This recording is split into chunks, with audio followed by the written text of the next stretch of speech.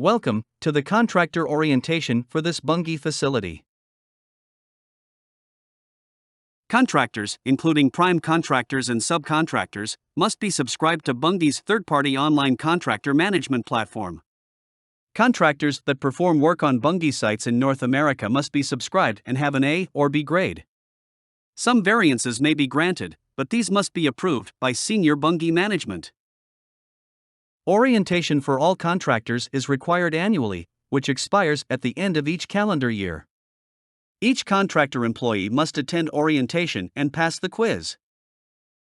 Once orientation is completed, a hard hat sticker may be issued to each contractor, which must be displayed on your hard hat. When coming on site, be sure to check in with your Bunge contact prior to entering any area of the facility and always sign in and sign out, even when leaving the facility for a short time. This facility follows Good Manufacturing Practices, or GMPs. GMPs are regulated by the Food and Drug Administration and were established for manufacturers to help prevent making unsafe food products. GMPs cover a broad range of activities, but this presentation focuses primarily on those that affect someone who will be working in the process areas. These procedures are important and often still apply even when the process is not in operation. They focus on cleanliness of clothing, personal hygiene, personnel practices, and operations. It is necessary to take extra precautions to prevent contamination when work is being performed on equipment that is close to or will make contact with the product. Hands must always be washed after using the restroom and kept clean when working near product. No food or drink is allowed in the process areas, including bottled water, as the food and its container or wrapper might end up in the product. Store all food inside your vehicle and eat your meal only in the designated areas. Jewelry is not only a safety hazard, but it can also fall into the product, becoming a food hazard as well. No jewelry is permitted and nothing should be carried above the waist in shirt or garment pockets. Along with jewelry, items such as fake fingernails can present a contamination hazard to our products and may not be worn.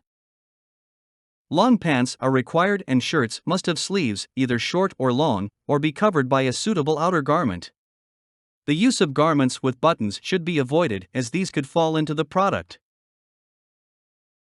Tools should be kept clean and sanitized when working on product contact surfaces or equipment.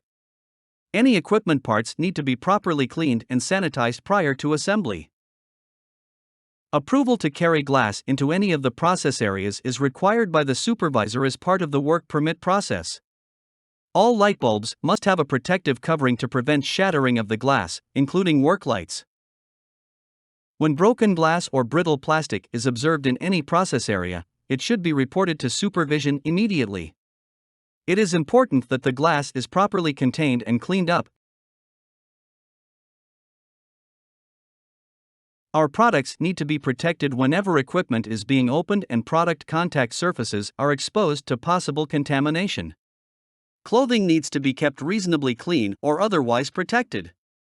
Proper PPE could include some or all of the following: disposable gloves or clean gloves appropriate for the work, shoe covers, Tyvek suit, or coveralls. All items used in or around open systems such as tools, nuts, bolts, and PPE must be accounted for prior to closing the system and before it is returned to operation. Food-grade materials are required for most processes. Verify what is required before the work is performed. This includes any chemical brought into the plant by the contractor. All chemicals must be approved prior to use.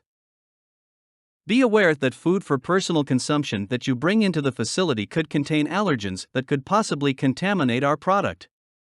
This is another reason why food must be stored in the proper location, outside of the process areas, and only eat and drink in designated areas. It is important to wash your hands after eating to help avoid allergen contamination, and understand that hand sanitizers alone do not adequately remove the allergen proteins. The Environmental Awareness section will help set expectations around our environmental policies.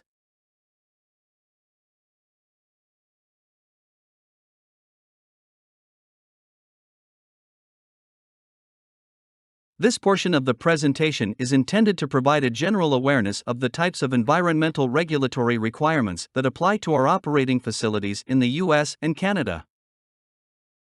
This orientation does not take the place of understanding the specific regulatory requirements that apply to this facility. It is our goal that everyone, including contractors, perform their work to achieve and maintain a high level of environmental performance to further our environmental sustainability efforts.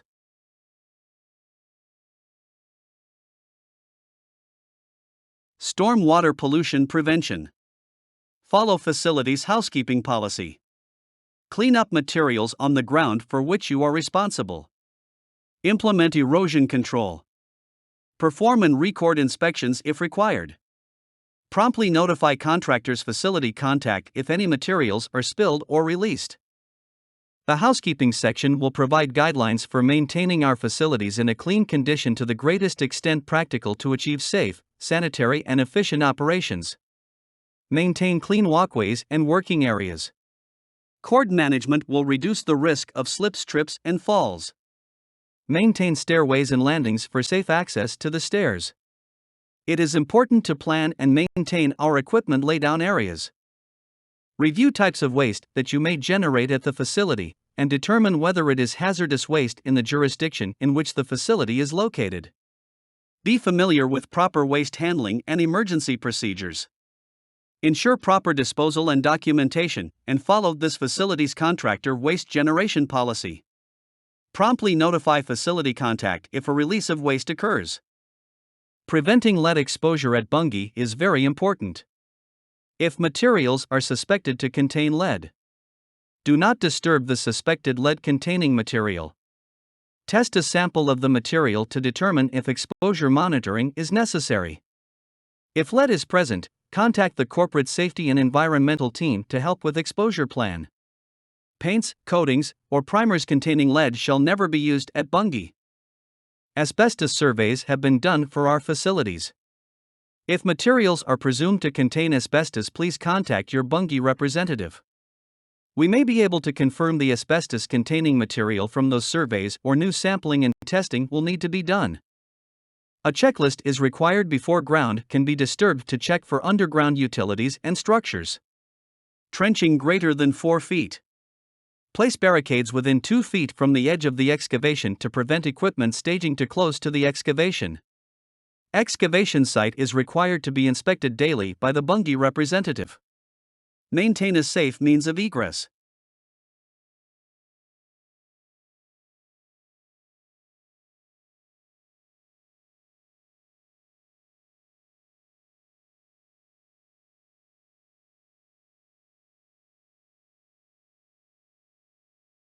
The remainder of the orientation will focus on safety and process safety. For contractor vehicles, park in only the designated parking lot where the spaces are provided. No personal vehicles are permitted to be inside the plant, and only company vehicles that are needed for the work will be allowed. Verify with your Bunge contact where it is acceptable to park for work. We have a maximum speed limit of 10 miles per hour or 15 kilometers per hour in the facility and always give pedestrians the right of way. Seatbelts are required in moving vehicles at all times. Some of the prohibited items at Bunge plants are cell phones or other unapproved electronic devices such as smartwatches, flashlights, and radios. Electronic devices that are needed must have the proper intrinsically safe ratings and approved by the facility manager. Use of alcohol or illegal drugs prior to working at Bunge or during work is strictly prohibited. Tobacco products, including vapes or e-cigarettes, lighters or matches, are only permitted in designated smoking areas. The plant will provide smoking area locations. Leave these products in your vehicles. Additionally, no weapons may be brought on site, including guns and knives. Contractors shall provide and use their own tools and equipment.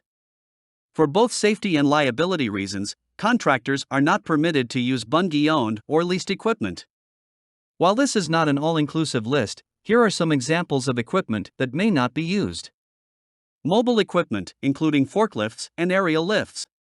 Power tools and hand tools. Hoisting and rigging equipment. PPE, including fall protection equipment. There are some exceptions to this. However, it is important to verify with your Bunge contact which items that are owned or leased by Bunge that may be used and the process for using it. Regardless of severity, all incidents shall be reported immediately to your Bunge representative. Incidents include near misses, hazard recognitions, injuries, illnesses, property damages, leaks, spills, fires, smolders, or electrical events such as arc flash or shocks. Stop, think, protect. If there is any hazard or condition present that an employee feels uncomfortable with, work shall be stopped. A Bunge representative shall be notified, and a safe solution found before work can resume. If you discover a potential hazard, or the work that you're performing creates a hazard, proper barricading is required. Bunge recognizes two types of barricades: protective barricades and warning barricades.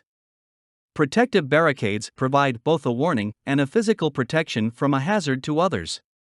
These could include hole covers when an opening in a floor is created, temporary guardrails on an elevated platform, or decking to prevent objects from falling to a lower level. Warning barricades, however, offer no physical protection and only calls attention to a hazard and restricts or limits access to an area.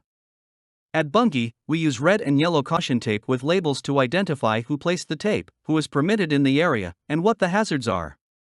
Yellow caution tape is used when there are minor hazards, and access should be limited to those who can avoid those hazards. Red danger tape is used when there is potential for a serious hazard, and no person may enter into the area unless authorized by the person that erected the tape. Proper precautions can be taken to avoid the hazards. As your work progresses, it's important to keep your area clean and orderly. Take time throughout your shift to check the safety of the environment, remove trash, and secure loose items or tools.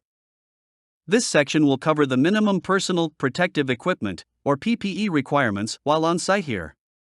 You must have an ANSI-approved hard hat that sits square and snugly on your head. Only hard hats that are designed to be turned around may be used in this manner. Safety glasses must also be worn that are ANSI approved. This includes prescription glasses with proper side shields. If prescription glasses are not ANSI approved safety glasses, or you do not have the proper side shields, then over the glasses safety glasses must be worn. Dark shaded safety glasses may only be used outside. When working indoors, clear or partially tinted glasses must be used. When working in high noise areas of the plant, or with high noise producing tools or equipment, earplugs or earmuffs are required. Gloves shall be worn for appropriate tasks, and must be with you at all times. Safety boots, with either steel toe or composite toe protection, are required in all areas of the plant. And as mentioned earlier, clothing worn must be long pants and shirts with sleeves. Garments must either be 100% natural fiber like cotton, or maybe flame-resistant material. Depending on the work you will be doing, additional PPE may be required. This could include arc-rated clothing for electrical work, respiratory protection, which may include the use of dust masks, full or half-face cartridge respirators or self-contained breathing apparatus, also known as an SCBA. Personal fall arrest system, including a full-body harness with self-retracting lanyard or SRL. The fall clearance distance to the ground, floor, or nearest obstruction shall be determined to be safe for the fall protection equipment being utilized. High-vis or reflective clothing.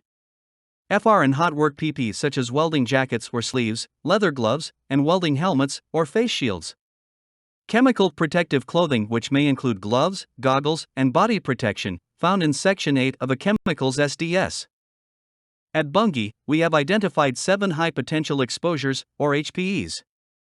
These HPEs are what we have found to cause the most serious injuries and fatalities in our industry. The 7 HPEs are confined space entry, work at height, hazardous energy, mobile equipment, hoisted loads, hazardous chemical, and process safety management. The next several slides will cover all of these HPEs in more detail. The first HPE and one of the leading causes of death in the workplace is from working at height. Work at height is considered any work surface over 4 feet or 1.3 meters. These types of scenarios can include working from a ladder above 4 feet or working on a ladder at any height when it is near a handrail. Working from any type of scaffolding, on tops of trucks or trailers, setting up cranes, or working near a leading edge such as on a roof. Fall prevention or fall protection is always required when working above 4 feet. The most common type of protection while working at height is a passive fall prevention, or guardrails. These may be permanent or temporary, but must be properly rated when constructed. The most common form of fall protection is a personal fall arrest system that consists of a full-body harness, a self-retracted lanyard attached to the D-ring on the middle of the back of the harness, and a properly rated anchorage device. Note that shock-absorbing lanyards are not permitted at Bunge. When using a personal fall arrest system, you must be tied off to an approved anchor point at all times. This includes prior to getting to your working position. Tying off to things like conduit or handrails is not safe and is not permitted. Bunge requires the use of a work at height permit for certain tasks when workers may be exposed to a fall. These situations include whenever a worker accesses a roof or other location where fall prevention is not in place or it will be getting removed to perform work, such as removing ductwork between floors and creating an opening. Prior to performing the work and creating the fall hazard, safe controls and a rescue plan must be in place and all personnel properly protected. Additionally, a work at height permit is required for all use of portable ladders.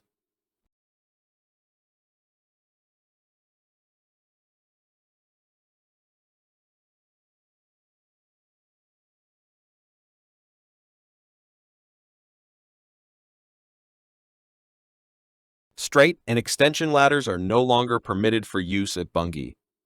This includes Bunge employees and contractors. The only exception for use of an extension ladder is for rescue purposes, or if an extension ladder is the only possible access, it must be approved by Bunge corporate safety and operational leadership.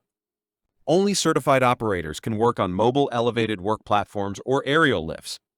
When working in a mobile elevated work platform or an aerial lift, either a personal fall arrest system with a self-retracting lifeline or a harness with a restraint lanyard must be used, even if just moving the lift. When working on aerial lifts, a personal fall arrest system is required at all times, even when not elevated.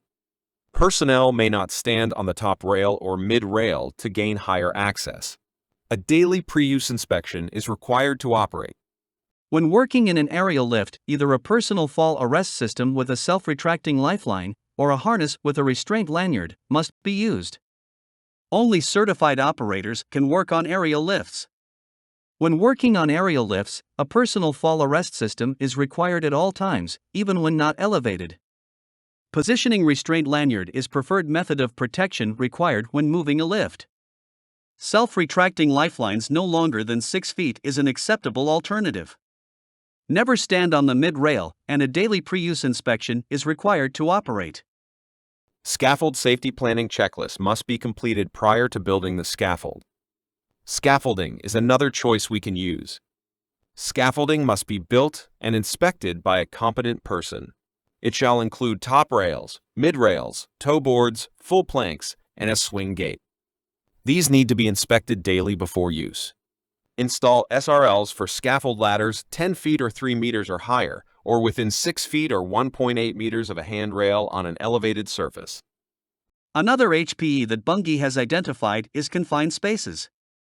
There are several types of confined spaces here at Bunge, such as process vessels, tanks, bins, silos, and pits. All confined spaces should be labeled as such, and no entry is permitted until all of the following are met. All personnel involved in confined space entry must have formal training to the level at which they will participate, such as an attendant or entry supervisor. All confined spaces must be properly isolated. Each entry requires a permit issued by a Bunge confined space entry supervisor. Permits must identify the means of rescue, which is typically non-entry with the use of a harness and lanyard. Vertical entries greater than 4 feet must utilize a tripod with mechanical winch for retrieval. Any atmosphere that could be considered IDLH, immediately dangerous to life and health, must have a rescue team stationed on site, and we do not rely solely on calling 911. Before entry is approved, the space must be monitored to ensure that the atmosphere has good breathing air. Continuous monitoring is required, and the results must be recorded onto the permit every 2 hours. When entry is stopped for whatever reason, the entry supervisor shall be given the permit and the permit shall be cancelled. Confined space entry permits are required to be issued for entry into any space at the facility that is considered a confined space. As mentioned earlier, all participants in a confined space entry must have formal training and be certified by their company. Confined space entry permits may only be issued by a Bunge confined space entry supervisor and are good for one shift only. Air monitoring results must be recorded before entry, whenever leaving the space for a break, and at least every 2 hours. Finally, the rescue plan must also be detailed on the permit and all hazards of the space identified and controlled. At Bunge, some of the sources of hazardous energy comes from augers, conveyors, and robots.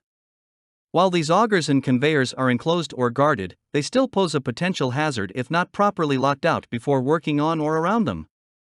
Never stand on an auger or conveyor, even if it is enclosed. Always use the proper platform or walk around the end of a conveyor or auger. Never attempt to retrieve anything or unplug an auger or conveyor with a tool or body part unless it has been properly locked out. Some of these can turn on automatically and pose a serious risk if a body part, piece of clothing, or a tool is caught in the auger. Bunge will direct the lockout of the equipment being worked on. As mentioned previously, before working on any equipment, it must be properly locked out. Most commonly referred to as lockout tagout, Bunge identifies this as verify, lock, tag and try, or VLTT. Before work on the equipment starts, all personnel that will be working on it must verify that the correct equipment is being shut down and locked out with the help of Bunge. Once this is verified, all affected employees in the area must be notified that the equipment will be shut down and locked out. Bunge employees will be responsible for shutting down the equipment following detailed shutdown procedures. Once equipment has been completely shut down, all sources of energy such as electrical disconnects or valves must be locked out and tagged by all personnel that will be working on the equipment. Tags shall identify the person by name and the contractor company. All residual energy must be relieved and attempt to start the equipment to verify it will not start back up. Once the work is completed and the equipment is properly put back together, all affected personnel shall be notified, and then locks and tags may be removed prior to putting the equipment back into service. Another Bunge HP involves hoisted loads. Hoisted loads are any type of material, parts, or equipment that are lifted off the ground with cranes, hoists, mobile equipment, or chain falls. Whenever lifting is involved, proper barricading and protections are required. This includes barricading of horizontal and vertical drop zones, areas where the load and lifting device could potentially fall if there is mechanical or operational error. Additionally, when people are in hoisting areas where physical barricades must be removed, a personal fall arrest system is required by each person in the area before the barricades are removed. Personnel that are authorized to be in hoisting areas to perform work must always take proper precaution to never be under a load. The use of taglines that are long enough to maintain a safe position out of the vertical drop zone is required. Depending on the type of lift and various jurisdictions, a critical lift permit may need to be used. Scenarios for the permit would include exceeding 75% of a crane's lifting capacity, high-value loads, lifting of personnel in a man basket, using 2 cranes, lifting over hazardous material, and some additional parameters. Verify before conducting a lift with a crane if a permit will be required. All personnel involved with hoisted loads must be properly trained and certified for their roles, including operators, signalers, and riggers. Cranes must have current annual inspection. Required to be set up on firm level ground with outrigger mats, 3 times the size of the outrigger float. And all cranes require positive anti-tube block devices. Critical lift permits are needed when certain critical lift conditions exist for the task. Examples are highlighted in Section 2 on the permit.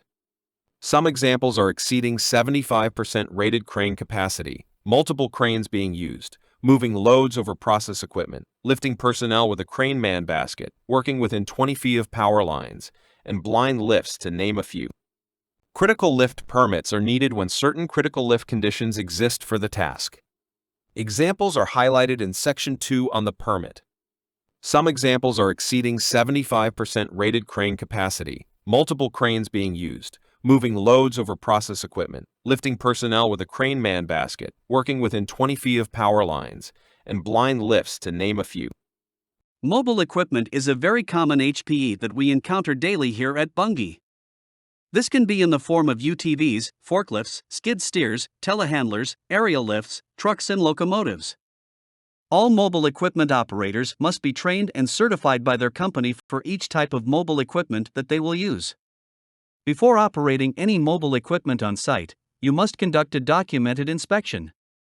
If the mobile equipment does not pass inspection, it must be taken out of service until the issue has been corrected. Seatbelts are required to be used at all times while in mobile equipment. Rollover protection and a seatbelt installed is required for mobile equipment. If they are not installed, then that equipment is not permitted on site. When in a vehicle, seatbelts are required to be worn by all passengers when the vehicle is in motion. All safety devices must be used, including horns and backup alarms. Be sure to indicate movement where there are people or approaching corners around equipment or buildings that could present a blind spot. All mobile equipment operators shall yield to pedestrians. If a person on foot must approach an operator using mobile equipment, ensure that the equipment is put into park and shut off. If necessary, lower the load. Loads on the forks of a telehandler or forklift must be properly secured to prevent unexpected movement. Only attachments approved by the manufacturer may be used on the equipment. When working around mobile equipment or the rail, high-vis clothing, apparel, or trim is required to be worn. Also, when working on around the rail or rail cars, it requires proper track isolation and the use of blue flags. No track shall be taken out of service unless authorized by Bunge. Do not operate or park mobile equipment within 8 feet from the center line of the rail. Movement of the cars can happen at any time, so use extreme caution when approaching and working near the tracks. Never climb on or under rail cars to get to the other side of the string of cars. When crossing tracks, stay 25 feet away from the end of the couplers of rail cars. Do not step directly on the rails. The rails can get very slippery and you do not want to fall on the tracks. Do not walk down the center of the rails. If walking down the tracks, always walk adjacent to the tracks. A minimum of 4 feet clearance from closest rail. Bunge utilizes several chemicals that can be hazardous if not handled properly, which makes this another Bunge HPE. Hazardous chemicals on site come in various quantities and containers, including drums and tank trucks. These chemicals require special handling and additional PPE. Verify the requirements for both from your Bunge contact. Additional information for each chemical on site can be found on its Chemical Safety Data Sheet, or SDS. Bunge utilizes a third party to maintain and update all of our SDSs, which is called MSDS Online. You can search for any SDS from their website or call their number, which is listed here, and also posted in several areas of the plant. Any SDS can be emailed or faxed upon request. To control what we introduce to employees in our processes, no chemicals may be brought onto the site unless approved by Bunge, regardless of the quantity. If you are exposed to a chemical, find the nearest safety shower and eye wash unit and flush the affected area for at least 15 minutes. Seek medical treatment after that if needed, and be sure to report the incident to Bunge as soon as reasonably possible. The final HP that will be discussed now, and in more detail later, is process safety. Due to the nature of our process, we use hexane in large quantities. There are special requirements that will be covered under the solvent area orientation in more detail, but it's important to understand that many of our policies and procedures are based on the hazards listed here. Hexane is a highly flammable liquid and the vapors from it are highly explosive. Also, because of our processes, we produce dust that can be highly explosive under the right circumstances. The image that you see on the left is called the dust explosion pentagon. If all of the conditions listed here exist, a catastrophic dust explosion could occur. We utilize many controls such as aspiration, or dust control, temperature monitoring of equipment, housekeeping, and safe work practices to protect personnel and property. Additionally, we have chemicals that can be corrosive if they come into contact with the skin or eyes, causing severe burns or blindness. The site has an emergency action and response plan in case of several types of emergencies that could occur. For general emergencies such as a fire or chemical release, all contractors must evacuate from the process areas and report to a designated assembly area. For severe weather, such as a possible tornado, plant shelters will be discussed with plant personnel. All contractor foremen and leads are expected to have a list of their employees working on site each day and must account for them in case of emergency. During an evacuation, report to Bunge as soon as reasonably possible to let us know if all of your employees are accounted for. Ask your Bunge representative for the process to dial 911 in case you need to report an emergency. It may vary between the facilities. Most work done by contractors on site will require a specific work permit and/or a pre-job hazard analysis before being granted permission to begin work. Pre-JHAs and work permits will be issued and cancelled by Bunge. Along with the pre-JHA, there are several permits that you may need, including hot work, confined space, work at height, and several others. Some facilities may have additional permits that are required before starting your work. Permits not covered earlier will be covered in the next couple of slides. The pre-JHA is required for all work completed by contractors and is meant to help identify hazards with the job and what controls need to be put into place. This is required to be filled out with a Bunge employee and all contractors performing the work at the location the work will be performed, never to be done at the supervisor's desk. You will list the major steps with the job along with the worst event that could take place with that step. You must then identify controls to mitigate those hazards as well as determine what factors will require the work to be stopped and list them on the pre-JHA. Any permits for the job will be listed here, and for jobs that involve our HPEs, the critical controls must be checked and in place prior to beginning work. All personnel involved in completing the pre-JHA will sign their names on the back of the form after it is completed. If your company requires a pre-JHA to be used, both will need to be filled out. A line break permit would be needed when opening any vessels, lines, hoses, or pipes containing any of these materials. Remember, high pressure, anything greater than 30 psi, hot steam and liquid lines, chemicals, and corrosives require a line break permit. Locate safety shower and eye wash stations prior to beginning work. This is the hot work permit. This must be issued for any job that creates sparks or heat, unless it is in a designated hot work area, such as the maintenance shop. Hot work includes cutting, welding, drilling, grinding, soldering, or using fire or spark-producing tools. All precautions on the permit must be met before work is authorized. Fire watch must be assigned during the work, any breaks taken, and for at least 60 minutes after the work is complete. That fire watch must be located at all locations where sparks or heat could travel to, such as a lower level, and may need multiple people. Hot work is not permitted in the extraction area unless it is during a steam purged shutdown. A hot work permit may be issued by a Bunge hot work authorizer only. Any task that deals with live or energized electrical equipment requires a permit. Work is performed within the restricted approach boundary. Interaction with the equipment when conductors or circuit parts are not exposed, but an increased likelihood of injury. For example, opening a bucket with the line side energized. This slide will give a brief overview of the additional permits used at Bunge and may be required for you to complete your work safely. The air blowdown permit is required when cleaning an area using compressed air. This permit will only be issued when equipment has been shut down. Electrical tool permits for the Class 1 and Class 2 areas are required when electrical tools may be intrinsically safe but not meet the required ratings.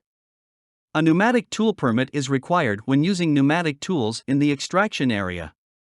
Not all pneumatic tools may be used, so it's important to verify this with your Bunge contact. If there is any type of ground disturbance that will take place, the excavation checklist is required to be used. The last permit was mentioned earlier with hoisted loads, and that is the critical lift permit. As a reminder, all permits are good for one shift only and must be issued by Bunge management. This concludes the general Bunge orientation that is required to conduct work at our Bunge locations. While this presentation is only a brief overview, additional requirements and/or restrictions will be provided by Bunge. We look forward to partnering with you to complete your work for us in an efficient and safe manner. If you have any questions or concerns, please reach out to your Bunge representative.